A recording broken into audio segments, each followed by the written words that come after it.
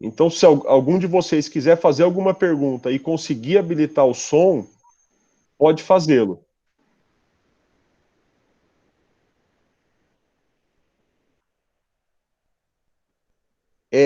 Eu estou vendo aqui alguém falar que está dando eco, então tome o cuidado de você só habilitar o microfone caso você realmente venha a fazer O alguma... microfone está aqui, professor, fazendo um teste. O senhor está escutando? Ótimo. Quem que está falando aí, Luciano? Professor, Ótimo, eu estou escutando. Muito perfeito. bom. Eu acho que essa dinâmica aí, Luciano, quem quiser falar, quem quiser fazer alguma pergunta, é só abrir o microfone, falar alguma coisa, aproveita uma interrupção ou manda no chat também. Ah, eu quero fazer uma pergunta. E aí eu paro para que vocês possam falar. Perfeito, Eu, professor. francamente, acho que vai dar para a gente levar numa boa dinâmica desde que vocês consigam um acesso à internet, né? A grande barreira que pode surgir é para aquele que eventualmente tiver dificuldade com conexão de internet. Isso é uma coisa que pode atingir a todos nós. Pode ser que um dia eu calcule mal, esteja num ambiente em que a internet está ruim, eu tenha que suspender a transmissão e começar depois. Pode ser que vocês também, acreditando estarem num ambiente com boa conexão, tenham que fazê-lo e paciência. Aí vocês assistam ao vídeo gravado, que eu acho que é mais fácil de se obter do que o ao vivo. O que eu quero então fazer, eu vou repetir, já que eu comecei a gravar agora, é o seguinte: eu vou colocar os vídeos com a gravação das aulas enquanto conteúdo teórico lá no Google Class. E eu vou vir aqui nos momentos que eu estou chamando de síncronos, é o momento em que nós estamos juntos, então eu virei nos momentos síncronos para, primeiro, tirar dúvidas e, segundo, fazer as atividades. Como nós não tínhamos combinado nada ainda hoje, eu vou rapidamente retomar o conteúdo da apresentação, que eu inclusive compartilhei no vídeo, mas eu não vou fazer isso nas próximas reuniões, nos próximos encontros. É importante também que vocês entendam que eu tenho alguma experiência de aula em estúdio e a aula em vídeo ela é muito mais densa do que a aula presencial. Então, um vídeo de 20 minutos equivale mais ou menos a uma aula presencial de 50 a 100 minutos, porque não tem interrupção, não tem pergunta, às vezes o professor não conta a piada que ele está acostumado a contar em sala de aula, então nós temos uma aula muito mais densa. O complemento dessa aula virá com o nosso encontro, que também não terá a duração dos 100 minutos. Eu acho que dificilmente nós passaremos aqui dos 50 minutos nessa conversa. Hoje, por ser a primeira, talvez até um pouco menos. Então, eu vou disponibilizar o vídeo no YouTube com o link para vocês e eu virei aqui para a gente fazer a atividade via Socrative. Excepcionalmente hoje, eu vou compartilhar minha tela com o PowerPoint e aí nós vamos retomar rapidamente aquele conteúdo que eu já comecei a expor para vocês. Vou de novo compartilhar a tela. A Vini aqui está perguntando sobre as faltas, que muitas pessoas estão preocupadas. Eu não estou controlando a presença, eu não recebi nenhuma orientação para controlar a presença. Se vocês puderem se beneficiar desse momento síncrono comigo, desse momento ao vivo, ótimo. Se vocês não puderem, por alguma razão perfeitamente compreensível, insisto, como conexão de internet, para mim não há nenhum problema. Eu vou disponibilizar o vídeo gravado, vou disponibilizar o vídeo no YouTube e vou passar o link do Socrative. Quando você puder acessar o Socrative, você faz as atividades também de acompanhamento.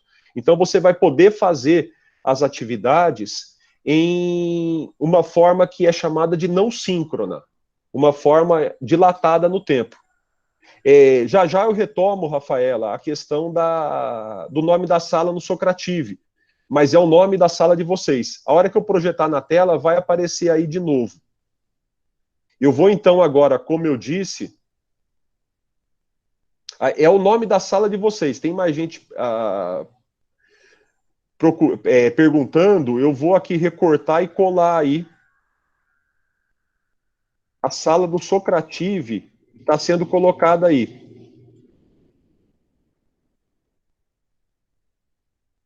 É DIR2AMBUA. DIR2AMBUA.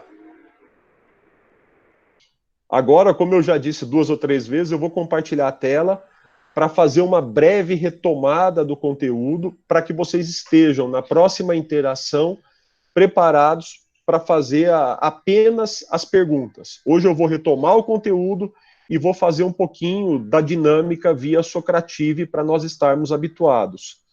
Então eu vou compartilhar a tela mais uma vez com vocês.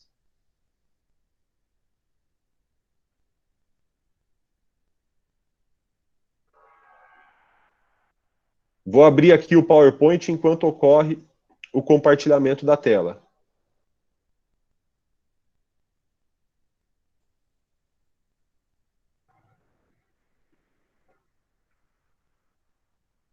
Eu peço, como eu estarei com a tela, se alguém tiver algo a dizer ou a se manifestar, faça usando o microfone, porque eu não vou estar olhando aqui para a tela, eu vou estar só correndo com a apresentação. Portanto, se houver agora algo a compartilhar, eu peço que você o faça via microfone.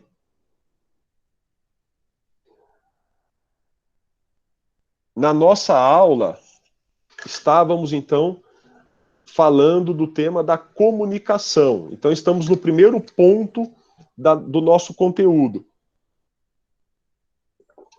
Eu, no vídeo, retomei muito rapidamente esses conceitos. Nós partimos da definição de comunicação, isso foi visto na aula passada. A comunicação deriva de comunis, que é tornar comum. Também vimos na aula passada que a comunicação é a utilização de um código para transmitir uma mensagem.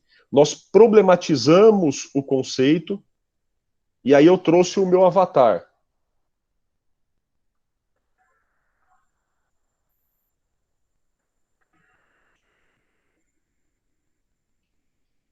E eu trouxe esse avatar dizendo: eu não me comunico.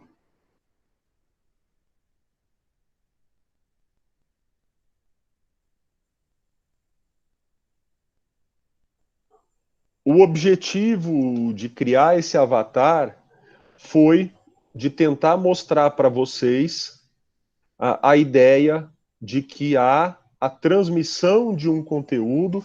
Então, existe um emissor que cria uma mensagem e transmite essa mensagem ao receptor. Eu quis mostrar para vocês que o avatar é o emissor. Eu não sou bom de escrever em tela de computador, então o emissor foi o avatar, compôs a mensagem e a transmitiu para os receptores, que foram todos vocês, inclusive eu, nessa questão. Ora, diga a ele que se comunica, diga a ele que não se comunica, o processo aconteceu. A mensagem foi composta e foi transmitida para o receptor. Por isso, eu entendo, aceitando divergências, que houve sim o processo de comunicação, que é esse processo como um todo. Infelizmente está gravando aí minha letra, né? Mas eu não consigo fazer melhor na tela do computador. Espero que tenham visto os meus desenhos. Então, eu estou analisando a comunicação com vocês do ponto de vista do processo. Como vocês puderam ver aí, aconteceu a transmissão da comunicação. Aquela pessoa que é o emissor transmitiu a mensagem para o receptor. Esse processo significa que a informação foi de um ponto a outro. Esse processo de transmissão da informação é a comunicação. Ainda na aula passada, eu fiz essa brincadeira com vocês, em que mais um avatar, essa moça, perguntou se vocês queriam tirar 10 na prova. Ora, alguns de vocês até dominam o idioma inglês, mas como eu coloquei de um modo muito inesperado, ninguém conseguiu entender o que ela estava falando. Disso eu extraí o conceito de que para que ocorra a comunicação, é preciso que haja, então, ao menos parcialmente, o compartilhamento de um código. É preciso que tanto o emissor, que transmite a mensagem ao receptor, quanto o receptor, que recebe a mensagem, é preciso que ambos compartilhem, então, pelo menos em parte, um código. Se ambos compartilharem um código, há a comunicação. Se não houver o compartilhamento, pelo menos parcial, do código, não há a comunicação. No caso, se ninguém fala o idioma com o qual está acontecendo a produção da mensagem, não haverá a comunicação. Nós paramos nesse slide em que eu retomei a ideia de que o emissor usa um código, analisa os canais disponíveis, analisa os meios disponíveis, ele compõe uma mensagem a partir desse código e transmite essa mensagem para o receptor. Como o receptor conhece ao menos parte do código, ele é capaz de decodificar a mensagem, ele é capaz de interpretar a mensagem. Isso é o processo de comunicação que acontece em um contexto, acontece em um ambiente. Eu vou parar um pouquinho porque esse foi o momento em que nós estávamos. Esse foi o momento em que nós paramos na sala de aula. Agora eu voltei aqui, parei de compartilhar, que nós paramos a conversa. Eu estou vendo aqui que alguns tiveram dificuldades. Quando eu compartilho a tela, eu tendo a desligar a minha câmera e a deixar para vocês só a tela do computador que está sendo compartilhada. Então, quando eu compartilhei a tela, você tem que clicar lá em pessoas, na segunda fotinho minha que vai aparecer. E aí, nessa segunda imagem minha, haverá a tela compartilhada do computador. Alguém se atreve a falar alguma coisa aí? Vocês estão acompanhando? Vocês conseguiram ver minhas anotações? Cadê o Luciano, que já foi voluntário aí? Ótimo. Perfeito, perfeito, Diego. Já tem um feedback agora, tem um retorno do processo de comunicação. Então, eu vou seguir nessa dinâmica, mas eu insisto. Durante as próximas aulas, eu vou ser muito rápido, tal qual eu estou sendo aqui, ao retomar o PowerPoint, porque eu vou fazer referência para vocês também ao vídeo. E aí eu deixo o vídeo com vocês, do YouTube, e eu vou focar aqui no Socrative. Insisto, isso nas próximas aulas. Então eu vou de novo compartilhar a tela, só um instante, para que eu suma e coloque a tela para vocês.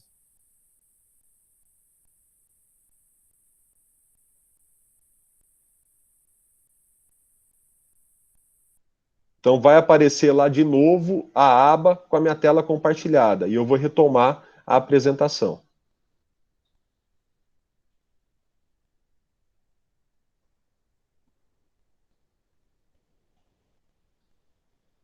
Bom, vamos agora avançar um pouquinho no que eu tenho que trazer para vocês. E o que eu quero trazer é uma rápida palavrinha sobre cada um dos elementos do processo de comunicação. No vídeo, esse foi o momento mais demorado. Eu perdi um pouquinho mais de 10 ou 11 minutos só com esse slide. Então, primeiro, nós vamos aqui retomar cada um dos elementos do processo de comunicação. Primeiro, existe um emissor.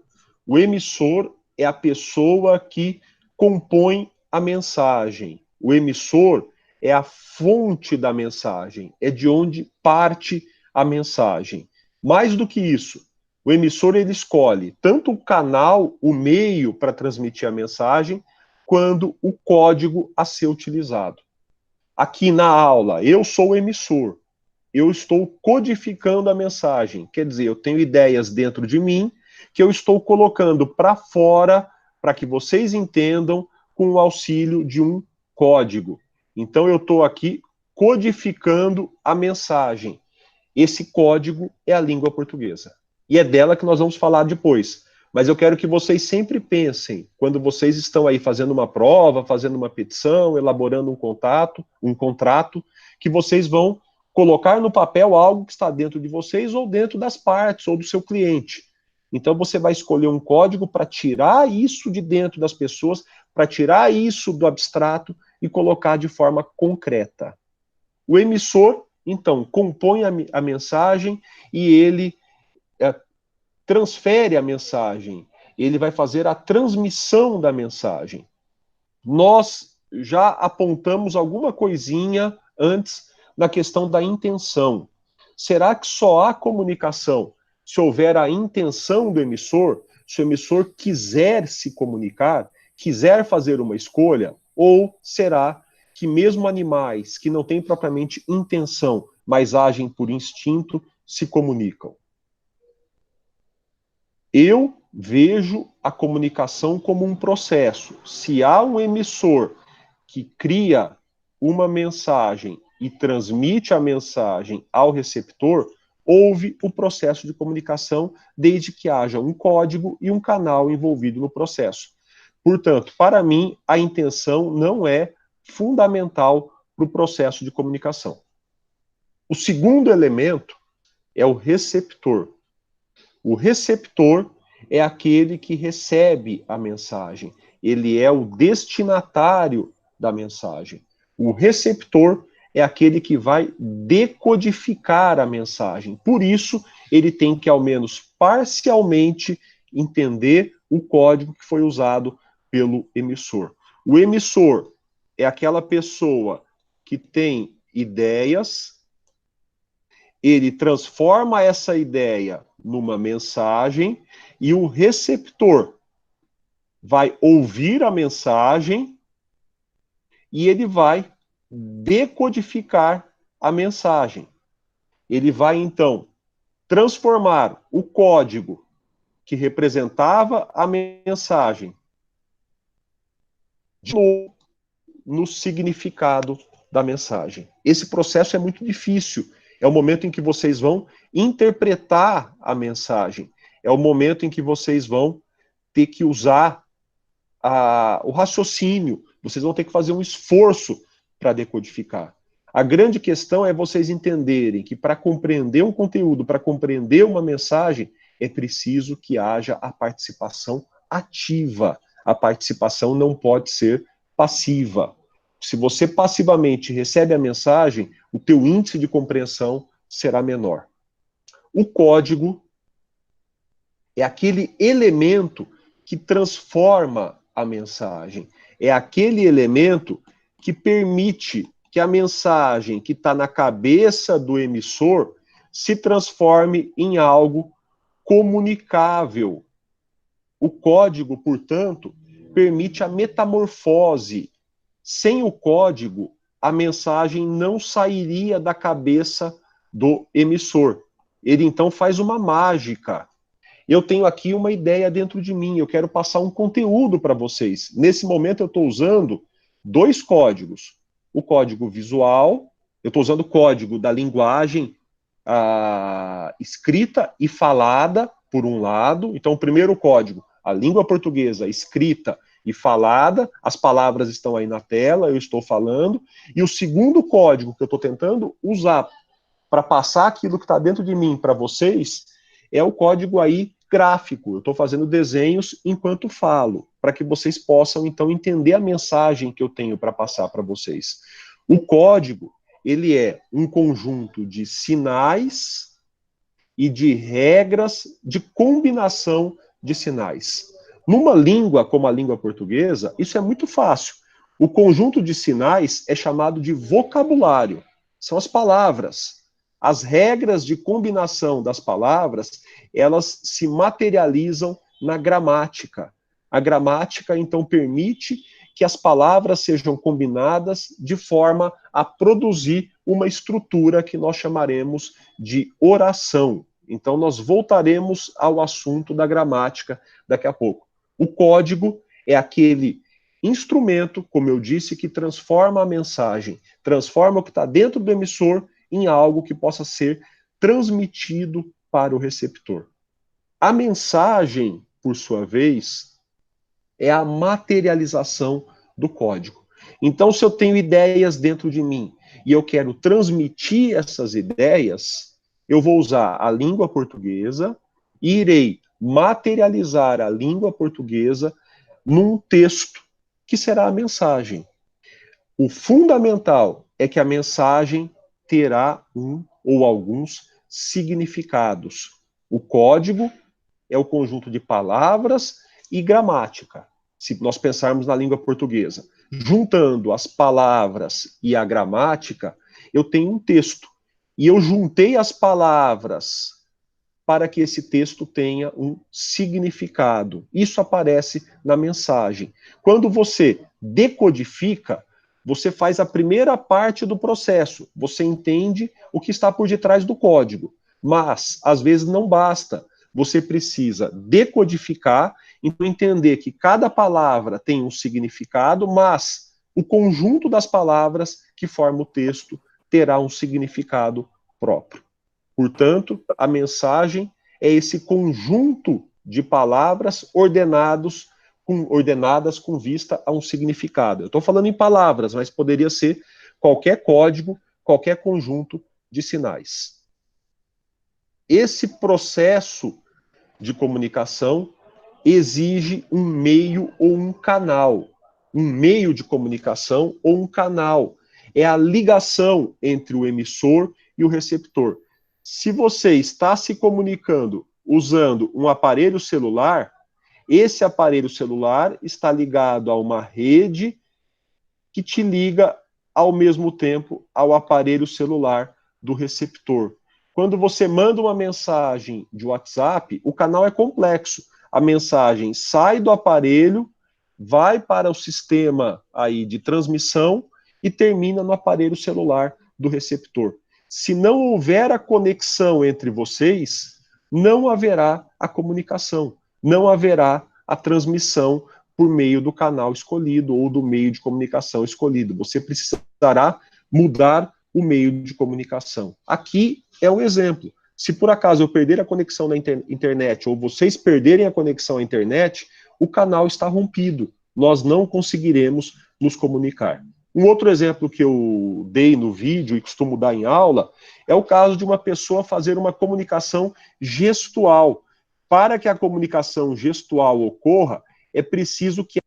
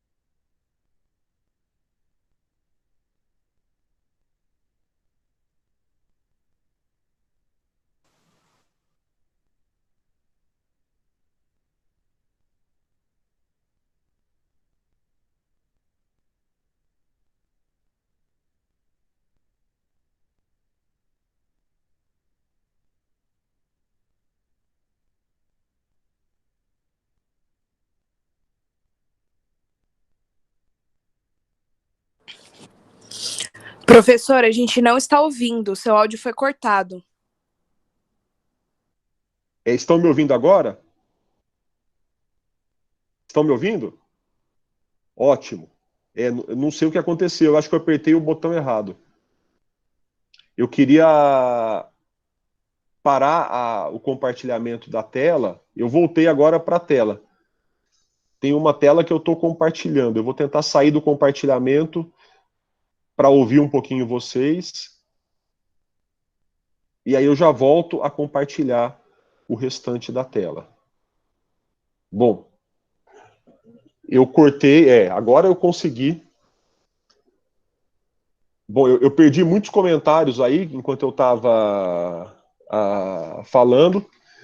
Houve aí o fenômeno da tela infinita, porque eu compartilhei a minha tela, que estava compartilhando a própria tela, e aí a hora que eu entrei, eu fiquei aí até o fim da existência humana, aparecendo em sucessivas telas para vocês. De qualquer modo, nesse momento, eu trago os elementos do processo de comunicação. Então, nós estamos desenhando uma coisa em que há um emissor, uma mensagem e o receptor. Eu acho que é muito importante para todos os aspectos da vida profissional e acadêmica de vocês partirem desses conceitos. Vocês são emissores ou receptores de um processo de comunicação em momentos sucessivos da vida de vocês.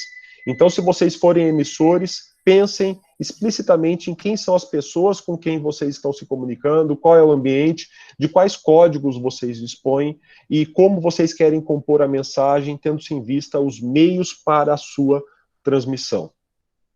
Eu vou voltar ao compartilhamento da tela para mostrar os últimos slides e aí eu volto também para a gente conversar mais um pouquinho.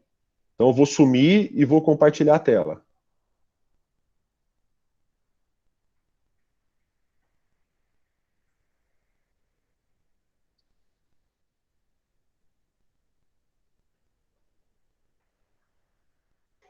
Olha, o processo de comunicação não ocorre sem ruído.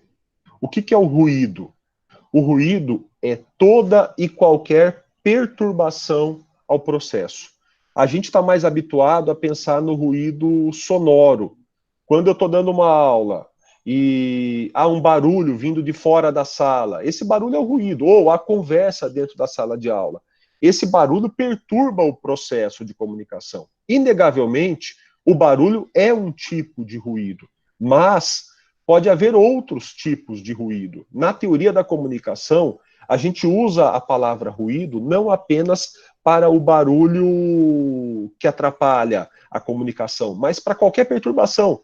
Então, se você escreve um texto e você está usando uma caneta, a caneta borra, vaza a tinta e mancha o papel, isso é um ruído. Se ele prejudicar, se essa mancha prejudicar a compreensão da mensagem. Você está falando no telefone celular e a conexão fica ruim, você perde conexão, houve ruído. Ou você está no WhatsApp, no meio da conversa, você perde parte da conexão e as mensagens, por alguma razão, ficam cortadas. Isso é ruído.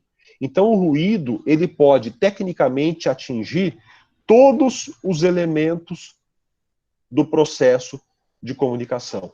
E ele não é apenas sonoro. Pode haver ruído porque o código não é bem conhecido, pode haver ruído porque o receptor teve dificuldade para receber a mensagem ou para decodificar, pode haver ruído no momento da transmissão da mensagem, pode haver um ruído de barulho, um ruído visual na própria mensagem, pode haver um ruído por problema de conexão e pode haver um ruído porque você acha que as pessoas compartilham alguns valores ou conhecem alguns lugares que nem todos conhecem, então você faz referência a esses lugares como se fossem conhecidos e na verdade não são. É comum isso acontecer, por exemplo, numa aula em que você supõe que todos habitam a mesma região da cidade e não necessariamente habitam, então você começa a falar de uma praça, de um parque ou de algum lugar específico e nem todos conhecem esse lugar. Portanto, o ruído é qualquer perturbação ao processo de comunicação. Eu trouxe aí para vocês, também trouxe no vídeo, um caso, mas eu vou deixar de lado porque a gente vai retomar esse caso lá na atividade. Então, no próximo encontro, a gente vai para o momento da atividade. E até lá eu espero ter compartilhado com vocês, se ainda estivermos nesse estado, o segundo vídeo. E aí nós fazemos atividade do primeiro e do segundo vídeo. Mas eu vou deixar esse causo para o segundo momento. Eu traria agora a música, vamos ver se vocês conseguem ouvir, do Chico Buarque.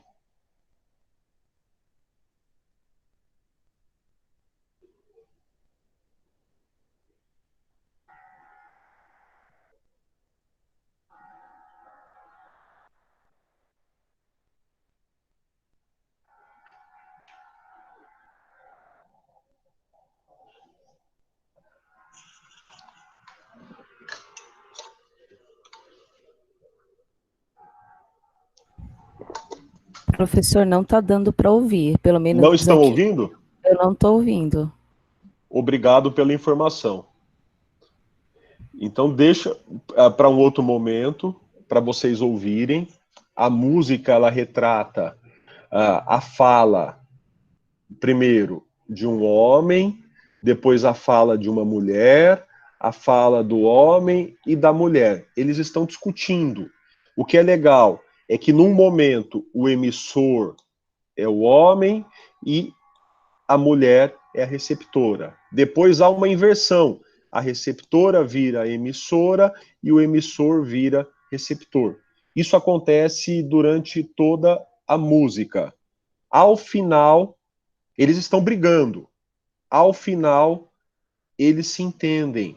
E ainda que eles falem juntos, ambos viram emissor e ambos são emissores para eles mesmos, eles estão aí na fase do entendimento, que todavia é efêmera, não dura para sempre. E a música volta novamente ao estágio da briga. Ela é muito legal porque mostra essa alternância entre a briga, o entendimento, a briga e o entendimento, e para nós mostra a alternância nas posições, emissor e receptor. Na segunda parte da música, se vocês puderem achar essa música num desses programas de compartilhamento de música, né?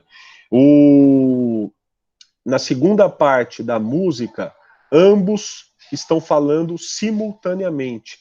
As estrofes estão interpenetradas, elas são ditas ao mesmo tempo. Por isso que eu estaria trazendo para vocês essa música na sala de aula. Mas fica a referência aí, quem tiver algum Deezer, Spotify, alguma coisa do gênero, eu creio que dá para encontrar essa música por lá. Não vou imaginar que alguém ainda compre CD ou tenha CD, mas fica aí a sugestão. Vou parar mais um pouquinho.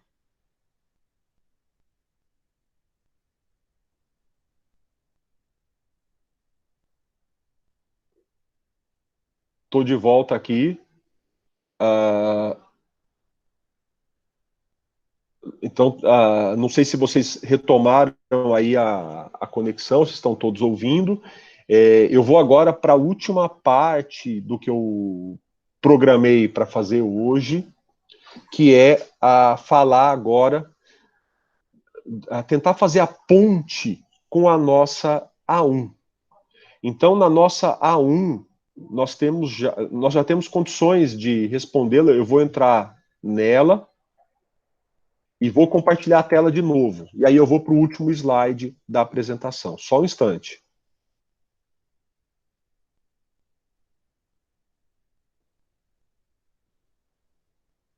Bom, volto a compartilhar a tela. E nós temos aqui no Google Class a atividade 1. Olha a primeira questão. Apresente os elementos do processo de comunicação de uma lei ordinária federal. Eu já falei do emissor, falei do receptor, falei da mensagem, falei do código e falei do meio. Mas eu falei disso tudo em termos genéricos. Um pouquinho aí do raciocínio para tentar descobrir quem é emissor, receptor, qual é a mensagem, no caso da lei federal. O que eu quero dizer aqui, comparativamente, é a respeito da sentença. Então, pensando numa sentença judicial, Quem é emissor, receptor, mensagem, o que é a mensagem, o código, o canal. Vamos lá. Se eu pensar numa sentença, aquele que profere a sentença, o emissor da sentença, é o juiz. O juiz emite, profere a sentença. A sentença é a mensagem. A mensagem proferida pelo juiz é a sentença que decide o conflito. Qual é o código? O código utilizado por ele é a linguagem jurídica. Ele usa a linguagem jurídica para compor a mensagem. A linguagem jurídica é a língua portuguesa, mais os termos técnicos do direito.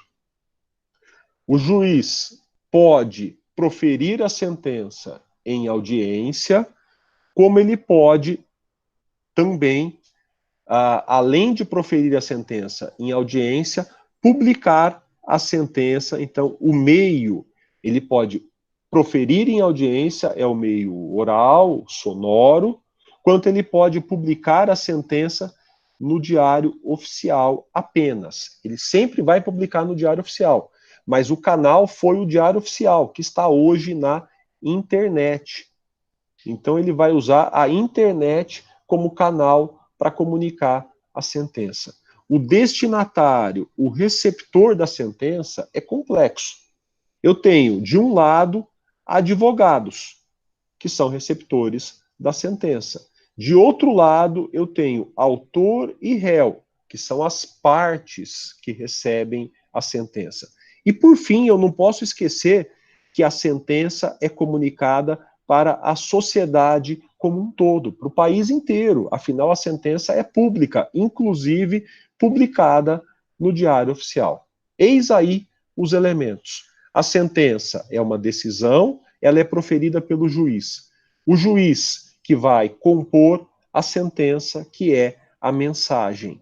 A sentença é a mensagem que é escrita com uma linguagem, que é a linguagem jurídica, que é o código. A linguagem jurídica tem palavras da norma culta da língua portuguesa e tem termos técnicos também do direito, que não são propriamente comuns à língua portuguesa.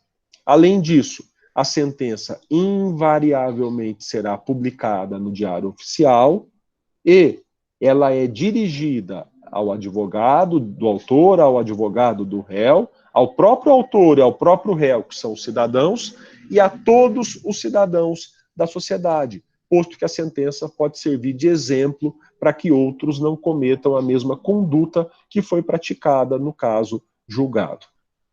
Então, nós temos aí os elementos do processo de comunicação de uma sentença. Eu volto para ouvir vocês. Deixa eu ver aqui o que o João Vitor escreveu.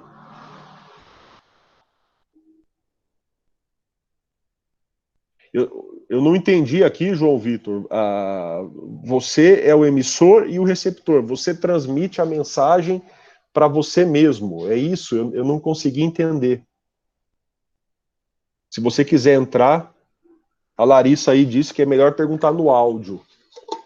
Não sei o quanto ela manda em você, mas se ela mandar um pouquinho em você, eu também estou sugerindo isso.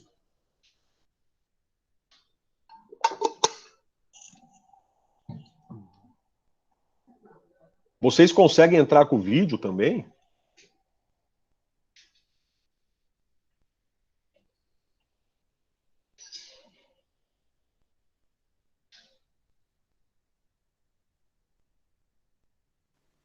Bom, ficou aí para trás. Professor? Oi. O senhor me escuta? Escuto, muito bem. Então, ó, se numa reflexão filosófica, num pensamento individual, onde eu penso comigo, eu crio um código em que eu mesmo compreendo, certo? Tá, você criou um código que você só num primeiro momento compreende. Isso. Tá. Só que se eu não obtenho uma resposta da pergunta que eu mesmo gerei, pode dizer que teve uma falha na comunicação? eu diria que até talvez não tenha havido comunicação, porque se a gente voltar à ideia de que comunicar é compartilhar, você talvez não tenha compartilhado com ninguém, nem consigo mesmo a mensagem, né? Entendi. Talvez, é claro que houve um ruído, mas ele foi tão grande que inviabilizou apenas o processo de comunicação. Ah, tá, entendi. Estou supondo se eu entendi o que aconteceu. Agora, é interessante o que você colocou, porque nós temos serviços de espionagem, e o grande desafio para o serviço de espionagem é criar um código que não seja decodificável por outro que não os espiões, né? Eu me lembro, eu não sei por que eu lembrei disso, não tem nada a ver com o tema diretamente, mas enfim, com relação à espionagem, o serviço secreto faz códigos, isso era comum na Segunda Guerra Mundial, na Primeira Guerra Mundial, para transmitir mensagem, quando não havia tanta tecnologia como hoje, em um texto escrito que só quem fosse do serviço de espionagem conseguiria decifrar. E aí você tem todos aqueles filmes em que pessoas vão tentar estudar o código para decifrá-lo, né? E aí, se você compôs um código que foi tão difícil de decifrar que ninguém mais conseguiu decifrar, eu vou te dizer que não houve sequer a comunicação. O código deixou de ser compartilhado. Mas o que eu lembrei aqui, que não tem muito a ver, houve um caso concreto que eu vi em que foi publicado num jornal português, e aí eu acho que o brasileiro é bem mais burro que o português, mas não vem ao caso, mas foi publicado num jornal português o nome dos candidatos aprovados no concurso público estadual para ser agente secreto do Serviço Secreto de Portugal. O ponto aí é que, se você publica o nome dos agentes secretos, eles deixaram de ser secretos, né? Houve um escândalo parecido aqui no Brasil também, nós não ficamos atrás. Houve uma situação em que foi publicado no Diário Oficial alguns dados que revelavam muitos dos agentes secretos brasileiros. Então nós não ficamos atrás nisso. Mas não tem nada a ver com a sua pergunta, viu, João? Não, mas eu compreendi o que você quis dizer. Perfeito. Obrigado. De nada, obrigado por participar. Mais alguém aí que tem alguma colocação? A Débora. A pergunta da A1, que é muito relevante. Então, o que eu falei na A1 é em gênero. Eu não estava pensando numa lei concreta, como você perguntou aí. Pense em qualquer lei. Quem é o emissor de qualquer lei federal? Quem é o receptor de qualquer lei federal? O que é a mensagem? Qual o código usado? Eu estou pensando em geral. Se você quiser trazer um exemplo de um caso concreto para analisar esse caso concreto, você pode. Mas a minha pergunta foi genérica. Qualquer lei criada pela União, pelo Parlamento da União. Não sei se você entendeu o que eu quis dizer, Débora. Eu prefiro, Gabriele, que a resposta seja no geral. Então eu prefiro que você fale para todas as leis, e se quiser trazer uma especificamente, pode, mas ela é a parte final da tua resposta. Agora, eu não lembro se eu limitei aqui o número de páginas, eu estou olhando aqui no meu computador sem compartilhar a tela, eu acho que eu não limitei aqui, eu não estou pensando em algo aí para essas respostas muito maior do que uma página, não. É uma pergunta relativamente objetiva. Então, você pode responder com uma página. Aliás, eu esclareço que eu acho que eu pigarriei e que eu não tossi, eu acho que eu não estou gripado, mas nesse momento eu já não posso dizer com toda certeza. Mais alguém quer colocar alguma questão? A tendência, se acontecer como aconteceu nas minhas simulações, é que vocês recebam já imediatamente o link da gravação desse nosso encontro síncrono, né, dessa nossa reunião síncrona. E aí eu peço que vocês compartilhem com aqueles que não conseguiram receber. E também façam a indicação do vídeo que eu já passei para vocês, que está no YouTube. Mais alguma pergunta? Alguém quer sugerir alguma coisa para a nossa interação? Então, o que eu estou dizendo é que no próximo encontro, na próxima reunião, na semana que vem, se ainda estivermos nesse estado, eu vou já tentar ter compartilhado outro vídeo com vocês e nós vamos partir diretamente para o Socrative. Eu quero, só por precaução, ver se vocês estão conectados. Vocês tentaram se conectar ao Socrative ou não? Tem 24 pessoas conectadas, pelo que eu estou vendo aqui no meu computador. Eu não vou fazer a atividade agora, ótimo, eu vi lá. Então, para a próxima aula, a gente vai partir do Socrative, lá tem as telas também do PowerPoint, eu vou compartilhar as telas. Eu vou voltar na atividade de comunicação, que nós paramos no meio, e aí nós terminamos.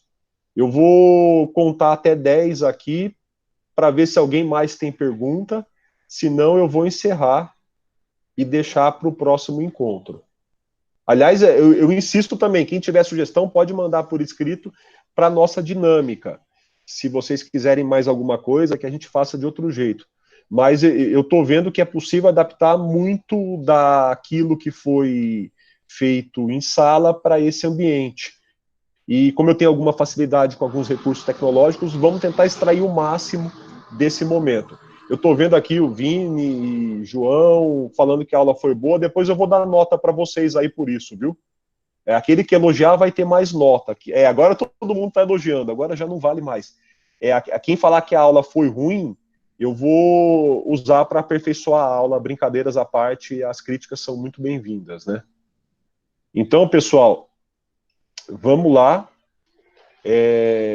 Vou desligar aqui e a gente fica para a próxima interação na semana que vem, síncrona, mas a gente vai ter interações assíncrona.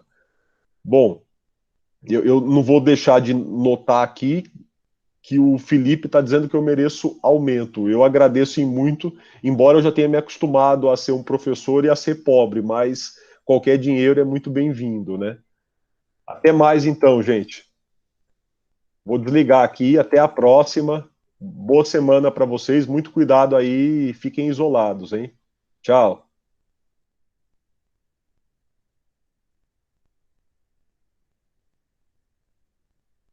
Uhum.